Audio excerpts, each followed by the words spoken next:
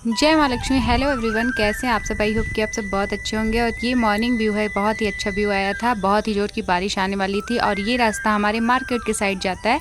यहाँ मम्मी बना रही थी अरहर की दाल की जो चूनी होती है उसकी रोटी, और यहाँ बन रही थी तोरी की सब्जी, जो कि पापा तोरी की सब्ज़ी नहीं खाते हैं। और यहाँ मैं बना रही थी नारियल का चटनी। तो चलिए बनाना स्टार्ट करते हैं। ये मैंने डाल दिया लहसुन की कलियाँ, इसके बाद मिर्च, जीरा, नमक, और इसके बाद इसमें हल्का सा पानी डाल के और इसको अच्छे से ग्राइंड कर लिया था। तोरी की सब्ज़ी बिना मसाले की अच्छी लगती है, बस इसमें हमने हल्दी ऐड कर दिया। इसके बाद मम्मी ने आटे को तैयार कर लिया था। इसमें डाला आटा, प्याज, जीरा, हल्दी, नमक और मिर्च डाल के इसको अच्छे से मिक्स करके गूंद लिया था। उसके बाद इसको अच्छे से पका ली थी, बना के हाथों से इसको बनाया जाता है। पका लिया था। ये बहुत ही अच्छी रोटी होती है। और यहाँ मैंने बनाई परवल की सब्जी। और फिर मैंने नारियल की चटनी में लगाया तड़का, जीरा और राई से। आप जो है करी पत्ता भी ऐड कर सकते हैं। मिलते हैं नेक्स्ट वीडियो में। Bye bye.